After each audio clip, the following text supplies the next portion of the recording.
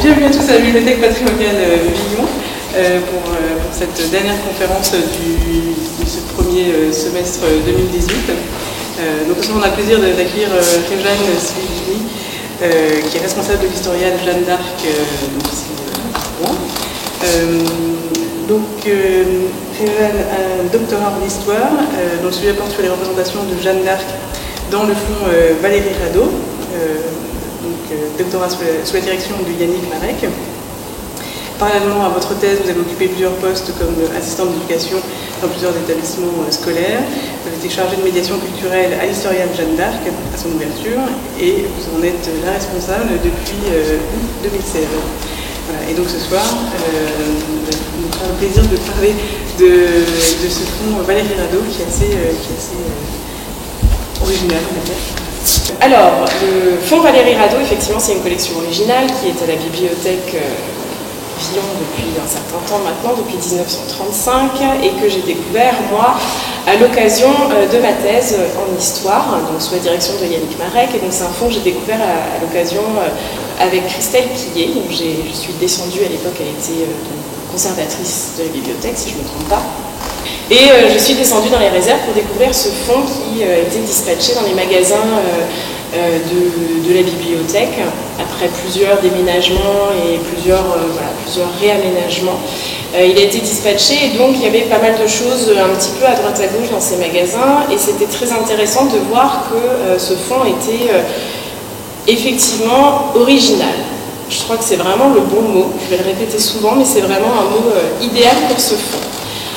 Alors, quand on m'a proposé ce sujet de thèse, de travailler sur ce fonds, au départ, je me suis dit, chouette, ça a l'air super, il y a plein de choses à voir, ça a l'air vraiment bien. Oui, il y a plein de choses à voir, il y en a beaucoup, il y en a même vraiment beaucoup, et donc je pense que, effectivement, j'ai pas eu l'occasion de tout voir. Dans ce sujet de thèse, me voilà partie pour quasiment 8 ans de travail, voilà, donc en travaillant à côté. Finalement, mon emploi s'est trouvé très lié avec ce sujet de thèse, puisque donc, comme vous l'a dit tout à l'heure Aurélie, j'ai travaillé à l'historial Jeanne d'Arc en tant que chargée de médiation culturelle, et une partie des objets de la collection Valérie Radeau se trouve à l'historial Jeanne d'Arc dans le cabinet de curiosité. Alors une toute petite partie, mais une partie quand même, et mon travail était aussi de le valoriser par des actions culturelles et puis par la mise en place au sein de l'historial Jeanne d'Arc, et aujourd'hui c'est toujours le cas. Donc finalement, Jeanne d'Arc ne me quitte pas, que ce soit à travers la collection de Valérie Radeau ou bien par mon emploi, en tout cas ça a été très lié. Le fonds Valérie Radeau, c'est donc la collection d'une seule personne, donc d'une seule auteure, d'une seule collectionneuse, Camille Valérie Radeau, que donc vous voyez derrière moi. Voilà, donc qui est Camille Valérie Radeau? On va commencer par là. C'est la petite fille de Louis Pasteur, ça doit vous parler, Louis Pasteur est assez connu.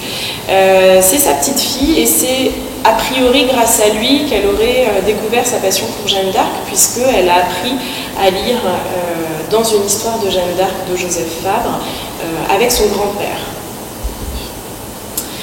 Et c'est ce dont témoigne donc l'ex libris qu'elle a choisi pour toute sa collection. C'est-à-dire que cette image que vous voyez là, donc c'est Camille Valérie Radeau avec son grand-père en train de lire une histoire, se trouve quasiment sur tous les documents de la collection. Et tous les documents de la collection, c'est environ 10 000 documents. Si vous arrivez à lire la phrase qui est en dessous, c'est simplement pour vous montrer, et puis on voit bien ma mission était de Dieu, etc. Donc c'est un autographe qu'a fait Louis Pasteur pour sa fille, et donc c'est la dédicace qui est ici. Donc il y a vraiment un lien avec sa famille, avec son grand-père, et ça va impacté sur la collection, puisque Louis Pasteur, il est éminemment connu, il est très inséré dans le monde politique, intellectuel et scientifique, et donc évidemment elle a là une position très aisée pour pouvoir collectionner ces 10 000 documents, puisqu'il faut bien les acheter, il faut bien les récupérer, il faut bien les avoir, forcément. Alors là c'est juste l'exemplaire de l'histoire de Jeanne d'Arc de Joseph Fabre, Camille Valérie Radeau avec son grand-père, qui est là, voilà. Et donc il l'a aidé à développer sa passion pour Jeanne d'Arc et sa collection, puisque c'est l'un des premiers aussi à donner des objets pour sa collection, à lui apporter son soutien, alors financier, et puis à aussi trouver des objets pour elle. parfois. Ce que j'ai oublié de vous dire aussi, c'est qu'elle est née en 1880, Camille Valérie Radeau, et qu'elle est morte en 1927. Qu'elle a commencé à collectionner en 1890, on le sait, puisqu'on a un autographe aussi de Louis Pasteur. Alors, si vous avez des questions, n'hésitez pas, attendez pas la fin, parce que si jamais... Moi, justement, j'en ai une, parce que le titre de la conférence, avant de m'intéresser par le nom de Jeanne d'Arc, m'a intéressé par celui de Valérie Radeau, parce que j'associe en fait un directeur de la Bibliothèque nationale, à l'époque il devait s'appeler plutôt Royal que de France, et qui a notamment en fait constitué des recueils de plans d'églises jésuites.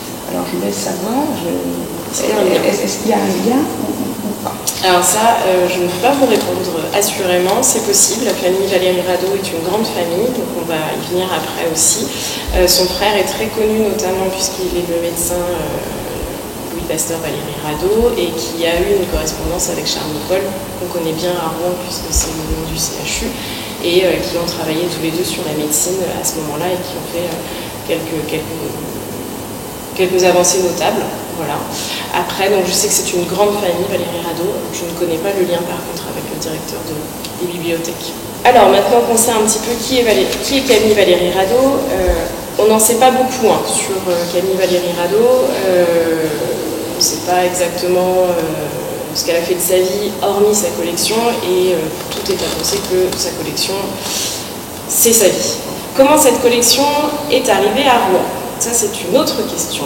Une collection d'une ampleur pareille, voilà, est arrivée en 1935 à Rouen. Alors, Camille Valérie Radeau est donc décédée en 1927. C'est donc ses parents qui ont pris la suite de cette collection et qui ont décidé de la donner. Et donc, ils ont hésité entre plusieurs villes joanniques, Compiègne, Orléans et Rouen. Finalement, c'est sur Rouen que s'est porté leur choix, pour la simple et bonne raison que Compiègne et Orléans avaient d'ores et déjà constitué des fonds documentaires exclusivement consacrés à Jeanne d'Arc. Par Rouen. On avait uniquement des choses sur Jeanne d'Arc, mais rien en 1935, en tout cas, en 1933 quand a commencé la donation, il n'y avait aucun fonds documentaire vraiment dédié à Jeanne d'Arc, et donc les parents de Camille Valérie Radeau se sont dit que ça pourrait peut-être intéresser la ville de Rouen. À l'époque, c'est le directeur de la bibliothèque, Henri Labrosse, qui a accepté la donation. Pour ce faire, il y avait quelques conditions. Alors, la première des conditions, c'était que la collection soit exposée au public en permanence. Donc, il y a une salle dédiée pour cette exposition.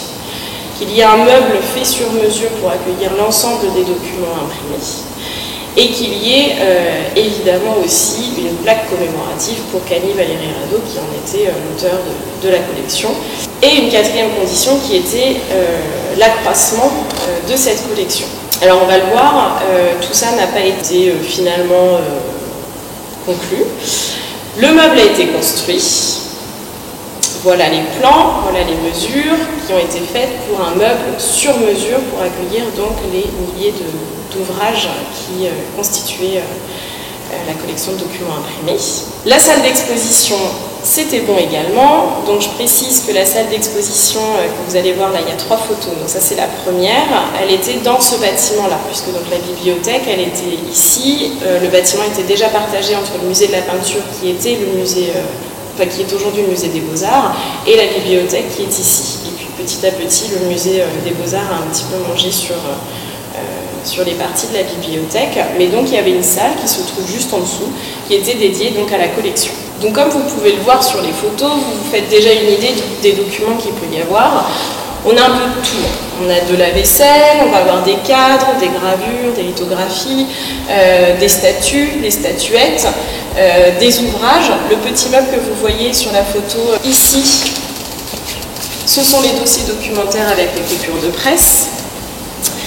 Et le meuble qui a été fait sur mesure se trouve ici, donc avec plusieurs battants pour accéder à l'ensemble des ouvrages. Et alors ça, c'est une condition importante puisque Camille Valérie Radeau voulait que sa collection soit vue du public. Elle avait déjà, elle, ouvert un musée à son domicile à Paris pour qu'on puisse venir visiter et venir venir voir un petit peu tout ce qu'on pouvait trouver sur Jeanne d'Arc et sa collection. Et c'était vraiment dans une démarche muséale, c'est-à-dire qu'elle voulait présenter, et à la fois elle avait aussi cette envie de vouloir partager ses connaissances et ce qu'elle avait accumulé avec les chercheurs et les historiens par exemple. Elle avait créé des classements, des inventaires pour pouvoir accéder plus facilement à la collection si besoin était pour des recherches. Et lorsqu'elle a fait son musée, c'était un musée privé qui n'avait pas de nom, qui était aux 3 rues Saint-Dominique à Paris, elle a eu quelques visites quand même, et notamment voilà, Joseph Fabre qui est passé et qui a noté un petit message sur le livre d'or qui est conservé avec le reste de la collection. Donc il y a vraiment une envie de partage et ça c'est vraiment très important puisqu'elle a finalement quand même réalisé un vrai travail d'archiviste et un vrai travail professionnel en faisant ce classement, cet inventaire. Moi je l'ai utilisé pour ma thèse, c'est un inventaire, donc il y en a 2, classement de documents imprimés par ordre alphabétique et par thématique. Elle avait classé toutes les fiches de façon à ce que sa collection puisse s'accroître indéfiniment. Finalement la collection est restée telle qu'elle, on n'a pas ajouté, alors son frère envoyait quelques ouvrages de temps à autre à la bibliothèque pour être ajoutés à la collection, mais c'était vraiment, c'était ponctuel, il n'y a pas eu beaucoup de choses. Et puis la bibliothèque de Rouen ne l'a pas agrandi et finalement on a fait un fonds fixe, finalement, figé. Et c'est ce qui aujourd'hui est très intéressant pour nous parce que ça nous permet vraiment de pouvoir regarder le personnage de Jeanne d'Arc à travers une époque, puisqu'elle commence en 1890 et elle termine en 1927. Ça nous laisse une fenêtre pour regarder comment considérer le personnage de Jeanne d'Arc à ce moment-là, qui est un moment très important puisque on est sur la fin du 19e siècle, on a la chute de l'Empire, du Second Empire, on a la naissance de la Troisième République, on a la naissance, la volonté de créer une histoire nationale et une identité nationale, une unité nationale, et on va utiliser des personnages forts, c'est ce qui est évoqué dans le roman national, des personnages forts pour pouvoir porter les valeurs de la République. Et Jeanne d'Arc, elle trouvera évidemment toute sa place à ce moment-là. Et donc la collection nous permet à la fois de regarder un collectionneur type, mais aussi de pouvoir regarder un moment de l'histoire à travers la fenêtre d'une autre période. Donc là, on va vraiment pouvoir regarder comment on a utilisé Jeanne d'Arc, comment on a pu récupérer Jeanne d'Arc, et ça, c'est vraiment très important. Alors avant d'arriver à tout ça, puisqu'on va regarder après différents objets, et puis on va pouvoir en discuter, la question aussi, c'est comment a-t-elle collectionné tout ce qu'elle a collectionné, puisque c'est quand même énorme, et elle y a passé finalement que 37 ans, c'est pas non plus... c'est déjà une bonne partie de sa vie, mais voilà, elle a quand même accumulé beaucoup de choses. Alors, de par sa position, évidemment, elle va pouvoir voyager. Elle est quand même assez aisée, donc elle va pouvoir voyager. Donc elle va se rendre par exemple à Rome, dont elle va ramener des souvenirs directement. Des gens vont voyager aussi et vont lui envoyer, des proches vont lui envoyer des documents, des livres, des documents, des cartes postales, beaucoup, des objets souvenirs, des objets aujourd'hui qu'on pourrait appeler des objets dérivés en fait, ce qu'on va trouver en boutique, souvenirs des musées, tout ça, elle va accumuler, parfois en double, parfois en triple exemplaire. En tout cas, elle peut à la fois acheter, se rendre sur place, donc elle va faire toutes les villes joanniques pour récupérer un petit peu de tout, on va le voir par la suite, des souvenirs de ses voyages, mais aussi des choses vraiment particulières, presque rares, pour elle en tout cas, des pièces uniques de sa collection. Et puis elle va pouvoir se rendre, puisque j'imagine qu'elle avait du temps en tout cas, elle va pouvoir se rendre du coup un peu partout et puis récupérer des brochures, des articles de journaux, des estampes, tout ce qui touche à Jeanne d'Arc, elle va le récupérer. En tout cas, tout ce qui tombe sous sa main. Il y a évidemment des choses qui existent et qui ne sont pas dans la collection, mais la collection nous donne un très bel échantillon de production des objets, de ce qui se fait sur Jeanne d'Arc à la fin du 19e et au début du 20e siècle. Le petit autographe de Louis Pasteur qu'elle a conservé et encadré. Je vais vous passer plusieurs images pour pour vous montrer un petit peu la richesse du fond, ce que ça nous permet d'étudier, nous, en tant qu'historiens. Donc quand je vous disais que ça nous permet de regarder une période à travers la fenêtre d'une autre période, c'est exactement ça. On va pouvoir vraiment regarder ce qui s'est fait, puisqu'elle n'a jamais pris part au débat qui pouvait exister sur Jeanne d'Arc à la fin du 19e et au début du 20e siècle, puisque Jeanne d'Arc, elle cristallise vraiment les débats à cette époque-là. C'est-à-dire qu'à la fois, les républicains veulent faire d'elle un élément porteur en fait des valeurs de la Nouvelle République, la Troisième République qui est naissante et qu'il faut asseoir absolument.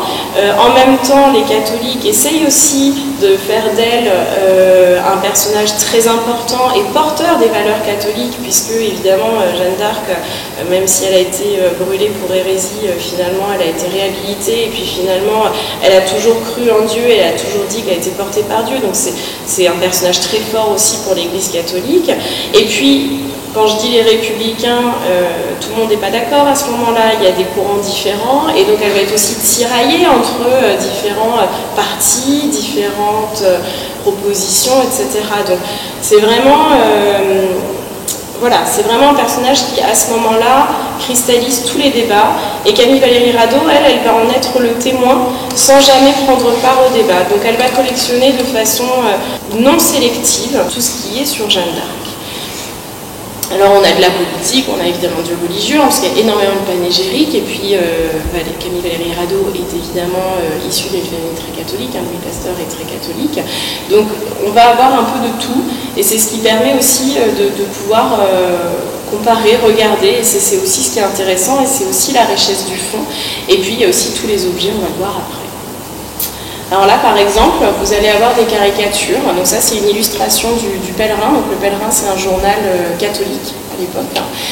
C'est une illustration, une caricature qui traite de la guerre entre la fête du centenaire de Voltaire et Jeanne d'Arc. Là, il y a plusieurs choses, puisque évidemment les catholiques vont vouloir porter Jeanne d'Arc pour la fêter, et puis les républicains vont vouloir porter Voltaire, et donc il y a une guerre des images en fait qui va se faire à cette époque, et ça va être dans tous les journaux.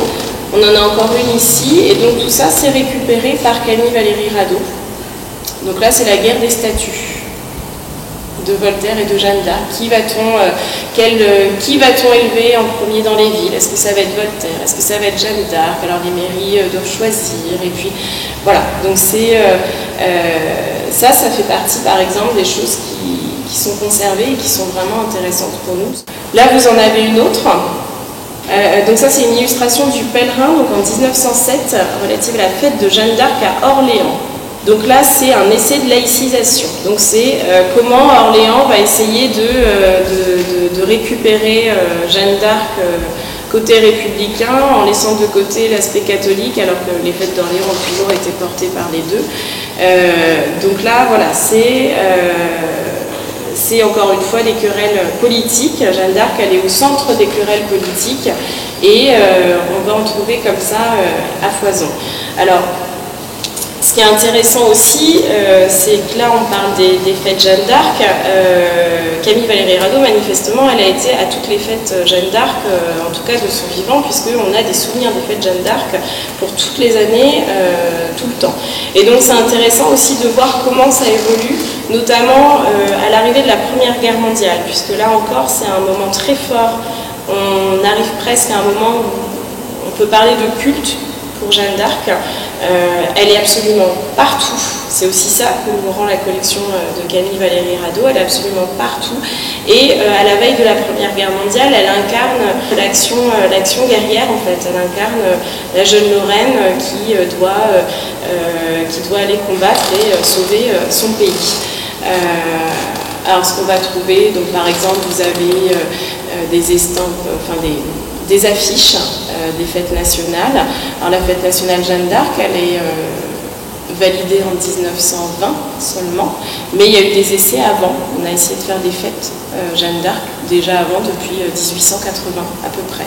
Donc là c'est le 24 mai 1914, donc là on est vraiment à la Première Guerre mondiale. Donc vous voyez, Jeanne d'Arc, elle est en guerrière, elle mène ses troupes pour aller en guerre. Le moment de la Première Guerre mondiale pour Camille Valéry Rado, c'est important puisqu'il y a beaucoup de choses, elle va accumuler beaucoup de choses pendant cette période. Alors d'une part parce que effectivement Jeanne d'Arc elle est partout et donc je pense que ça représente aussi un petit peu l'idée de l'époque. Voilà, Jeanne d'Arc est partout, on parle que de Jeanne d'Arc, c'est le héros du moment. Mais aussi parce qu'elle va travailler avec, elle va essayer de travailler dans un hôpital avec des soldats qui reviennent du front. Ça va beaucoup la marquer et après la Première Guerre mondiale, c'est vrai qu'il y a un déclin dans sa collection. On voit qu'il y a moins d'acquisitions, il y a moins de choses, il y a moins d'engouement en tout cas sur sa collection. Donc c'est vraiment un moment assez marquant et je pense que c'est vraiment représentatif de l'époque. Il faut vous imaginer que là, je vous montre quelques photos, mais ce sont des centaines de coupures de journaux comme celle-ci. Donc, je ne sais pas si vous imaginez le travail qu'elle a pu réaliser et puis les richesses qu'il peut y avoir dans ce fond, puisque là, on peut vraiment, voilà, il y a un vrai travail à faire là-dessus, sur les coupures. Donc, elle a tout conservé. Cela, je vous montre aussi. On est sur du décalé et elle a sélectionné sans considérer la provenance, voilà, tout ce qui pouvait en tout cas passer sous sa main, elle le récupérait. On a dit qu'il y avait donc des documents imprimés dans la collection, il y a donc des coupures de presse, des caricatures, des estampes. Il y a aussi toute une partie sur l'éducation. Donc là par exemple vous avez des couvertures de cahiers. Puisque Jeanne d'Arc donc à ce moment-là s'immisce partout finalement dans le quotidien des Français, elle va être partout. Elle va être dans les livres, elle va être dans les livres d'histoire, dans les journaux, puisqu'il y a énormément de choses, dans les ouvrages politiques, puisqu'il y a plein de querelles, etc. Elle va être dans l'éducation, donc on va avoir des romans jeunesse, on va avoir des couvertures de cahiers sur lesquelles vont pouvoir travailler les enfants, dans les jeux, et puis les couvertures de cahiers, elles sont faites aussi, tout est dirigé. Jeanne d'Arc, à ce moment-là, elle est instrumentalisée, c'est pas que Spider-Man aujourd'hui, c'est vraiment l'idée d'utiliser ce personnage. Donc là, qu'est-ce qu'on va faire? Tiens, les enfants sont petits, s'ennuient, on va leur faire des couvertures de cahiers, et puis derrière, on va leur faire une collection qu'on va pouvoir avoir avec toute l'histoire de Jeanne d'Arc, toute sa vie, etc. Et en fonction, évidemment, de la collection de couvertures ou de collection d'ouvrages, Jeanne d'Arc, elle va être instrumentalisée politiquement, religieusement, en tout cas, elle va être toujours un peu utilisée. Donc là voilà, ce sont encore des couvertures de cahiers que vous avez ici. Donc là on est sur des choses assez simples. Et puis vous allez avoir des couvertures de cahiers qui sont vraiment à la gloire de Jeanne d'Arc. Là c'est vraiment noté dessus. Où là voilà, on essaie vraiment de pousser l'utilisation de Jeanne d'Arc. Voilà, cette aubaine pour la France et puis ce personnage absolument important et incontournable de l'histoire de France. Elle va être aussi dans des jeux, donc ça c'est une planche à découper, donc c'était pour costumer les poupées en carton, donc voilà, elle est aussi dans les jouets. Il y a aussi dans la collection Valéry Rado des soldats de plomb par exemple, donc il y a Jeanne d'Arc et puis toute l'armée des Anglais et l'armée des Français, voilà. Donc quand on est enfant on peut faire jouer, et puis vous avez le jeu de société Jeanne d'Arc, comme ça permet d'apprendre l'histoire de Jeanne d'Arc tout en s'amusant. Donc on a vraiment, voilà, on se rend compte avec cette collection que Jeanne d'Arc, elle est absolument partout. Ça c'est un échantillonnage, donc il y a aussi d'autres choses qui ne sont pas dans la collection, et puis là ce que je vous montre c'est absolument pas exhaustif, encore une fois. Elle va être aussi dans des affiches de propagande, donc ça par exemple c'est une carte postale avec la cathédrale de Reims qui est en feu, avec Jeanne d'Arc qui est dessus pour protéger la cathédrale. Il y a une carte postale, alors je ne l'ai pas mise ici, mais qui m'a beaucoup marqué moi, quand j'avais un petit peu creusé tout ça. C'était une carte postale où effectivement il y a la cathédrale de Reims qui a été bombardée, et puis devant il y a une statue de Jeanne d'Arc qui est face, et donc l'intitulé de la carte postale c'est Jeanne d'Arc toujours debout face aux Boches. Voilà, donc on est vraiment sur des choses de propagande à travers des affiches, des cartes postales, etc. On se rend compte qu'elle est vraiment utilisée partout. Pendant la Première Guerre mondiale, elle va être aussi utilisée comme comme modèle, comme exemple, aussi dans des livres de prière. Donc ça, ce sont des tout petits ouvrages qui sont conservés dans la collection aussi. Et là, ce sont des petits ouvrages à destination du soldat français qui part au front et qui bien évidemment va avoir très peur puisque voilà. Et donc il y a tout un tas de conseils, des prières, des conseils pour bien vivre la vie au front et toujours en rappelant que Jeanne d'Arc elle est quand même morte pour la France et que ce serait bien si tout le monde pouvait faire pareil. Il y a aussi des choses comme celle-ci, donc ça c'est en 1914, c'est un ballon de baudruche que vous voyez, qui a été conservé, donc c'était un lâcher de ballon en 1914 pour la fête Jeanne d'Arc, donc il y a eu une très grande fête, et à cette occasion-là, Camille Valéry Radeau a ramené beaucoup de choses. Je vous disais, tout ce qui est sur la Première Guerre mondiale, elle a vraiment conservé beaucoup de choses. Je reviens aux tranchées et à Jeanne d'Arc dans les tranchées. Cette statue-là, par exemple, elle a été offerte à Camille Valéry Radeau par un oncle, a priori, qui l'avait trouvée dans les tranchées, en fait, placée comme un autel. Donc on imagine que c'est Jeanne d'Arc, parce qu'elle n'est évidemment pas signée. Mais en tout cas voilà, c'est vraiment, Jeanne d'Arc a une importance folle presque pendant la Première Guerre mondiale. C'est vraiment le personnage principal, en fait, de la Première Guerre mondiale. Là, sur cette carte postale, vous le voyez encore, on est encore sur de la propagande, sur Jeanne d'Arc face aux soldats allemands. Donc voilà, cette partie-là, elle est vraiment importante dans la collection, tout ce qui concerne la Première Guerre mondiale. Alors ensuite, je vous parlais des cartes postales, des affiches, de la propagande. Là, je vais vous parler un petit peu plus des objets que Camille Valéry Radeau va récupérer.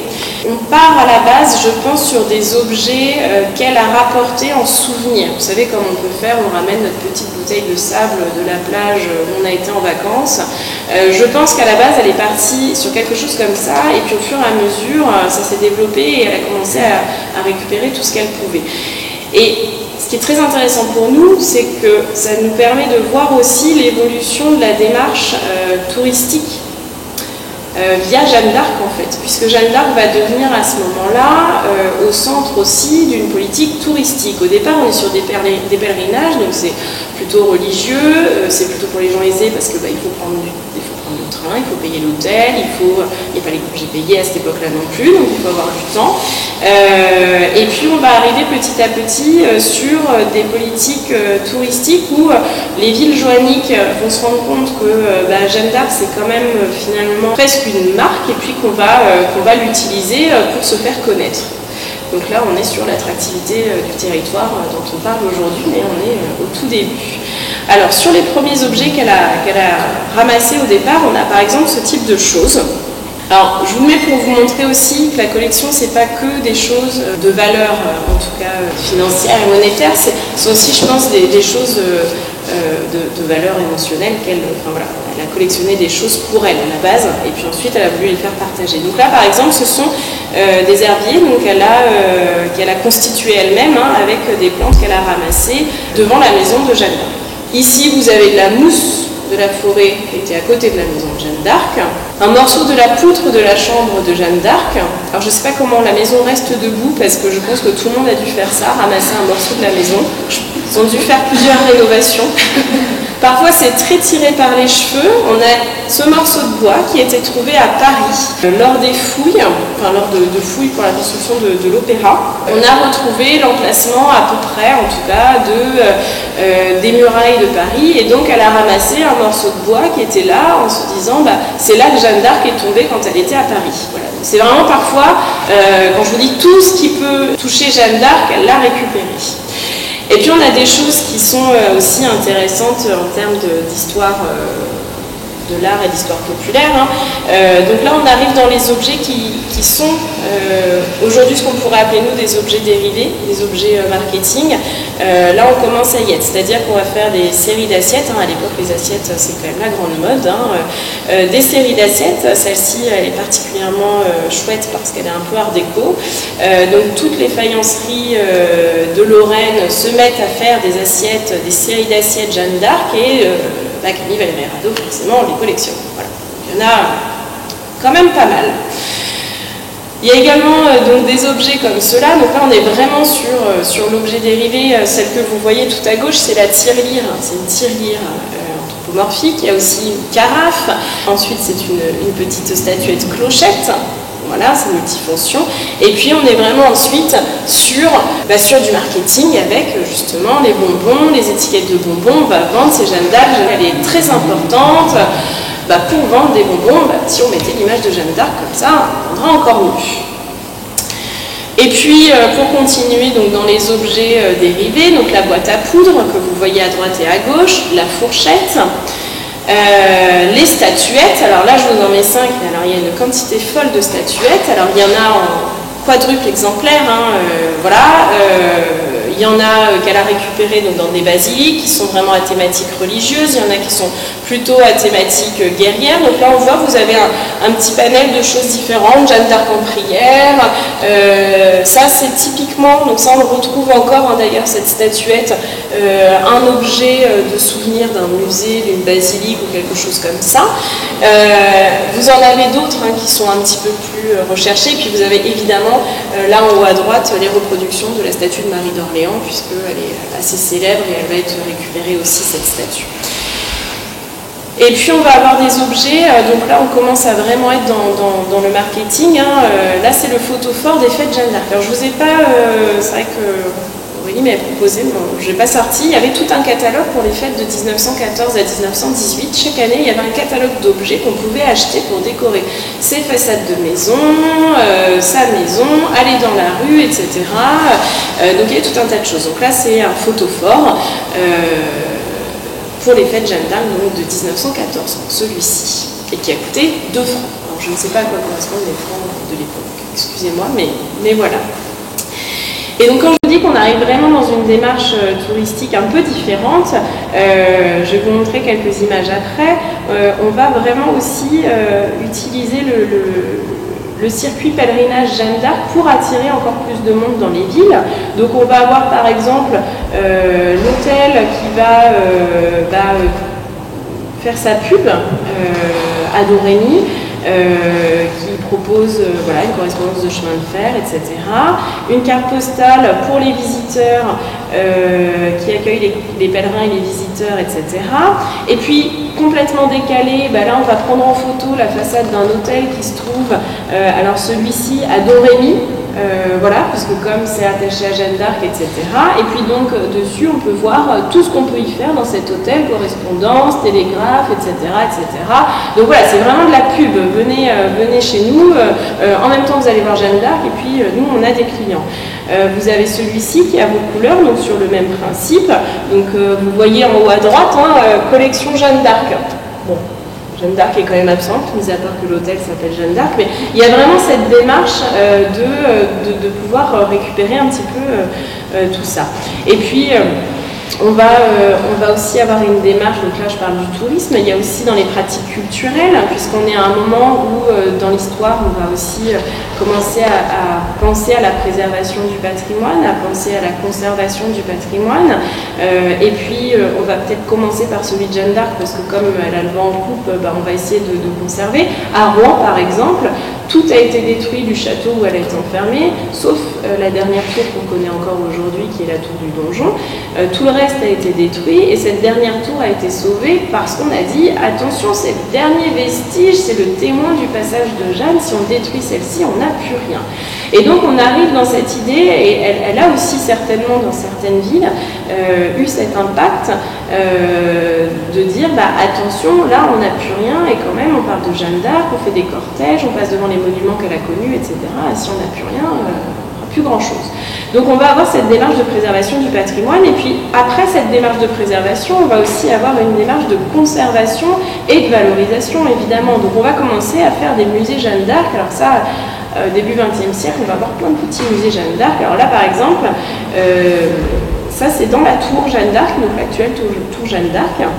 Il y avait un petit musée qui avait été fait à l'époque, pas celui que vous avez connu même avant l'Escape Game, c'était bien avant, où on avait exposé des collections sur Jeanne d'Arc, et notamment cette statue par Mercier, dont l'original se trouve à Domrémy.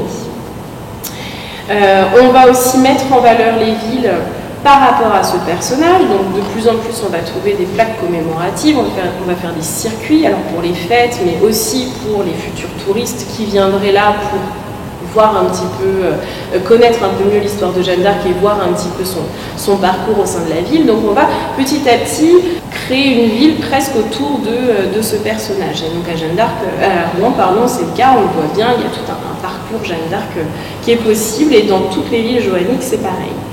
Donc là par exemple c'est les plaques commémoratives. Donc petit à petit on rentre vraiment dans les prémices du tourisme en fait. On est passé du pèlerinage et de l'objet souvenir aux pratiques touristiques quasiment actuelles. Voilà, donc là je reviens, c'est un peu comme les bonbons Barnier. Ça c'est la boîte de biscuits, biscuits nantais, donc les BN aujourd'hui. Qui est-ce qu'on voit dessus? Jeanne d'Arc, alors ça va être pour tout et n'importe quoi, du pain d'épices, de la liqueur, de la bière aussi, il y en a, de tout, absolument tout, on va pouvoir trouver. Alors là je ne l'ai pas, mais on a le coulonnier, voilà, on a, qu'est-ce qu'on a d'autre? Le café Jeanne d'Arc, qui s'appelait la brûlerie Jeanne d'Arc d'ailleurs au départ, c'était le jeu de mots. Alors on a des choses de bon goût et de mauvais goût, ça voilà. Mais en tout cas, on se rend compte petit à petit de l'impact que va avoir Jeanne d'Arc aussi sur nos pratiques culturelles. Et finalement, elle va devenir encore aujourd'hui une marque, un point en fait central d'attractivité du territoire. On va se servir de ce personnage pour tout et n'importe quoi, et à cette époque-là c'est absolument vrai.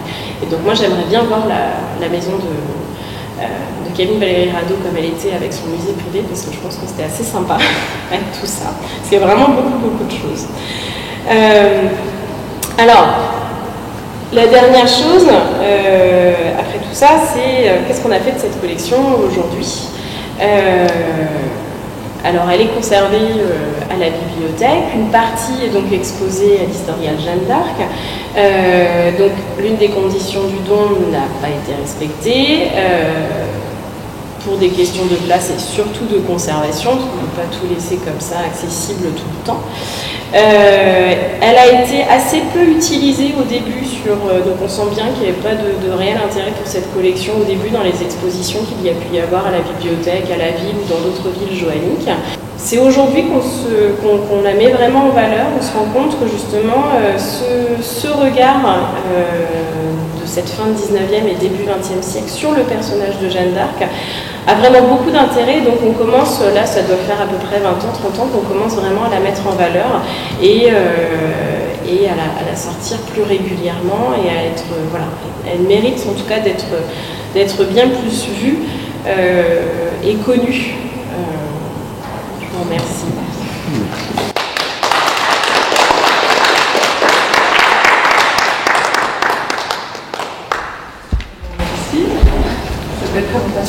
Est-ce que vous avez des questions éventuellement La salle dans le musée, dans la bibliothèque, elle a duré jusqu'à quand?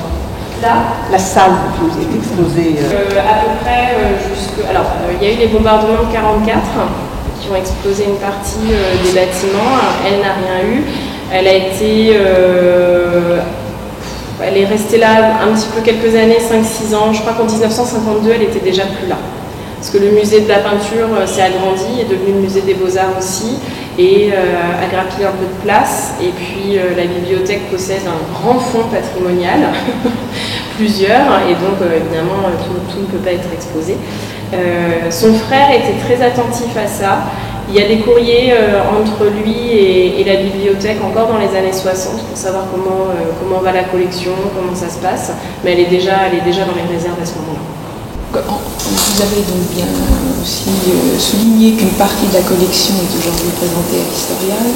Alors comment s'est effectuée la sélection parmi ces 10 pièces? Alors ce ne sont que des objets, donc les objets sont quand même un peu moins nombreux, c'est ce qui constitue la petite partie de la collection. La sélection s'est faite déjà en fonction de l'état, si c'était en bon état, si ça pouvait supporter une exposition permanente. Il y a des matériaux qui le supportent assez mal, je pense à l'ivoire, je ne dis pas de bêtises. Et puis, à l'Historial, dans la salle où sont présentés ces objets, l'idée c'était de présenter un cabinet de curiosité. Donc vraiment un cabinet de curiosité tel que ça pouvait exister. Et donc on a essayé de choisir aussi des choses un peu très différentes et puis curieuses. Donc il y a une bouteille Jeanne d'Arc avec la tête qui s'enlève, la clochatier par exemple, la boîte de camembert, de coulommiers, la boîte de BN, des assiettes, il y a plusieurs séries d'assiettes. Voilà, des choses un peu curieuses et un peu originales, pour reprendre les premiers termes. Et alors, quand même aussi, on peut se poser la question pourquoi et d'où vient la passion de Camille Valéry Radeau pour Jeanne d'Arc? Est-ce que voilà Alors en tout cas son grand-père, c'est pour ça que je pense qu'il y a vraiment quelque chose là où ça s'est transmis. Visiblement son grand-père était aussi très admiratif de Jeanne d'Arc et prenait part aussi au débat qu'il pouvait y avoir autour du personnage. Et comme elle était très proche de son grand-père, manifestement, voilà, je pense que la passion s'est transmise par là. S'il lui a appris à lire dans l'histoire de Jeanne d'Arc, c'est pas pour rien, il n'a pas choisi n'importe quel ouvrage, il a choisi certainement quelque chose qui lui tenait à cœur. Et la passion de Jeanne d'Arc est née, et puis il n'a pas cessé de l'encourager, on le voit avec l'autographe, il lui a offert des choses, il l'a aidé aussi à constituer au début cette collection, comme nous on peut acheter à nos enfants par exemple, voilà, les dinosaures, on va acheter des petites choses de dinosaures, lui il a vraiment aussi poussé dans cette démarche-là. Et puis encore une fois, Jeanne d'Arc c'est un personnage qui cristallise vraiment la société française à ce moment-là, et donc elle est absolument partout, donc passer à côté de Jeanne d'Arc, à cette époque, c'est impensable et on le voit bien avec cette collection. On ne peut pas passer à côté du personnage de Jeanne d'Arc, on ne peut pas ne pas avoir entendu l'histoire de Jeanne d'Arc, un débat, une querelle, c'est pas possible, ça incarne presque cette période.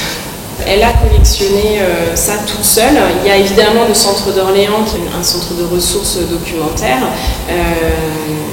mais qui a été agrandi, voilà, on a apporté des pièces au fur et à mesure par plusieurs personnes. Là, ce qui est vraiment intéressant avec ce fonds-là, c'est que c'est une personne qui a collectionné, qui l'a donné tel quel, il est figé, il est comme ça, personne n'y a rien apporté, il n'y a pas touché. Et du coup, c'est ça qui est intéressant. Donc dans les autres villes johanniques, il y a des fonds documentaires, puisque les villes se sont intéressées à Jeanne d'Arc et puis ont voulu certainement préserver le souvenir de Jeanne d'Arc à travers des fonds documentaires qui ont été constitués du coup dans les collectivités telles que les bibliothèques ou les musées municipaux, etc. Mais pas de fonds comme celui-ci, non. Est-ce qu'elle a été un symbole sur d'autres guerres par rapport à la guerre de 14 ? Alors non, justement, après la guerre de 14-18, il y a un vrai déclin. Alors il y a une apogée parce qu'on lui fait une fête nationale et puis elle est canonisée la même année en 1920. Donc là c'est vraiment l'apogée du culte, puisqu'elle est reconnue par vraiment les deux entités françaises. Après ça décline, puisqu'on arrive à la Seconde Guerre mondiale, et à la Seconde Guerre mondiale elle est utilisée par les nazis, beaucoup, par Vichy, beaucoup. Par les résistants aussi et de Gaulle, mais on en entend beaucoup moins parler. Et donc cette utilisation par Vichy et par les nazis, il y a des affiches à l'Historial, on a une affiche de propagande nazie contre les Anglais.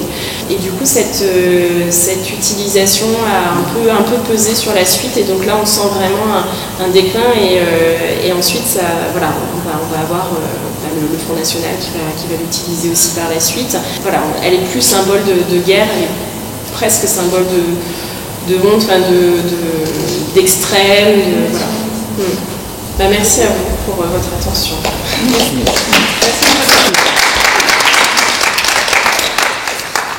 Voilà, donc c'était la dernière conférence du cycle pour ce premier semestre 2018.